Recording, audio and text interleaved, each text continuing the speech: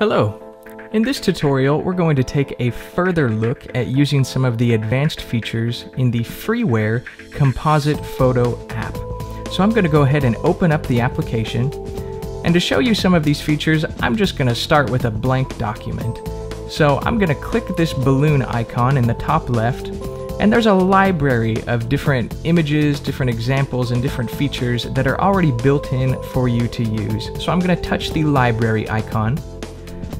And once I do that, you'll see there are several different categories. There are billboards, there are faces, there's frames, there's Jesus, there's Michael Jackson, Obama, you know, really all of the great things that you need to create a fantastic composited photo. I'm going to start with this composite face of the Mona Lisa. And I'm going to go out here, I'm going to scale this up just using my fingers to zoom in and make that image larger. And then I'm going to go back to the library, touching the balloon icon and then the library icon. And I'm going to grab a picture of Obama here. So I'll grab this one. Now my goal is to put his face in the open spot on the Mona Lisa face. So I'm going to do a rough scale and zoom in just to try and get an approximate fitting there. And you see that Obama's face is still over the Mona Lisa. The rest of his body in this photo is still covering the Mona Lisa, and I don't want that. So I'm going to touch the behind icon in the bottom left because I'm working with the Obama layer and I want that to go behind the Mona Lisa layer. And you see that's done that quite nicely there. So I'm going to move that around again and shift that just a little bit to make it fit the way that I want it to. Now I'm pretty satisfied with that. I think that looks pretty goofy, it's fun, that's kind of the image that I was going for. I do want to apply a bit of color correction to this though. So I'm going to go down and touch the bucket icon in the bottom right corner, and this will allow me to apply a filter to this specific layer. So the filter that I want to use first will be the exposure filter. And you see I now have a slider on the bottom to adjust the exposure for the Obama layer. So I'm going to try and get it to somewhat match, which I think the rest of this picture's a little bit underexposed. So I'm going to move it down just a little bit there. Actually, it looks like it's a little overexposed. I apologize for that mix-up there. And then down in the bottom right, I'm going to hit the bucket icon once again.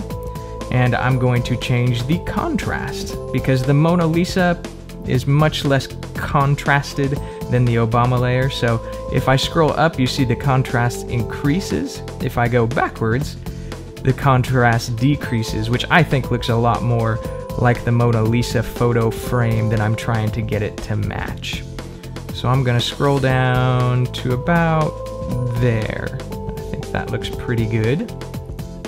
And then I'm actually going to go use the bucket icon once again, and I'm going to apply a sepia tone just to get it to be a little more desaturated. And again, I have a slider here for that tone as well.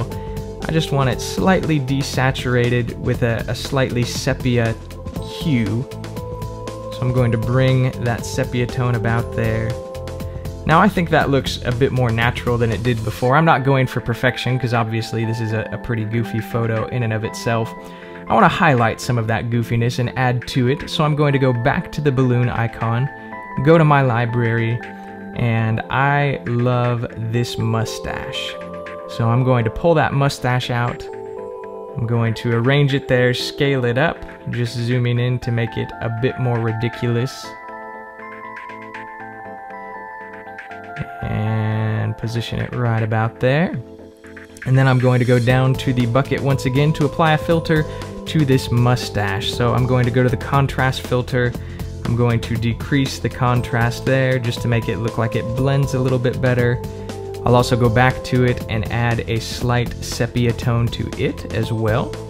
I'll bring that down a little bit so it matches Obama's face a little bit more. And while we're at it, we might as well throw in some glasses, right? So I'll go back up to the balloon icon, go to the library, scroll up, and find these glasses. I'm going to scale them up a little bit there. Now I will go down to the filters in the bottom right corner once again. I'm going to decrease the opacity slightly. What that's going to do is just allow it to be a little bit more see-through. So you still see the glasses are overlaid there, but as I move this slider, they become more and more transparent. I just want it a little bit more see-through so you don't really notice it on the rim of the glasses, but that you can see the eyes in the lenses there. So now I've done that. I think that's pretty good. I like the way it looks. I'll add one more frame. So I'll go back up to this balloon icon, go to the library, and I want to use this not wanted frame. Because let's face it, if we look at this picture, nobody wants that. That is something else. So I like that. I scale it up to fit there. One thing to be aware of, this icon in the top right hand side, if you tap this icon, you can zoom in and out and move the entire composition around, and that's a great little tool in this piece of freeware. So I can move this around, I can see how the whole thing looks. When I'm ready to export the photo, I have a couple different options. The great thing about frames here is I can either export the frame or I can export the entire photo, but for this I'm really just concerned with what's in the frame here because, let's face it, that's pretty monstrous. So that's the part that I want to share. I'll go up to the balloon and I will click preview, and now you see I'm previewing the whole photo. If I touch this full screen icon up here, it's showing that I'm already full screen, so if I touch that in the top left, it just brings up the frame, which is exactly what I'm looking for in this particular instance. And then I have a couple different options. I can copy this photo to my clipboard with this clipboard icon down here at the bottom. I can send it out in an email, and if I tap that, you'll notice it just copies right into a blank email, which is fantastic. Or I can send it to Facebook or export it to an album. So there's really a ton of flexibility and a lot of creative ability with this app. So we encourage you to check out the freeware Composite Photo app.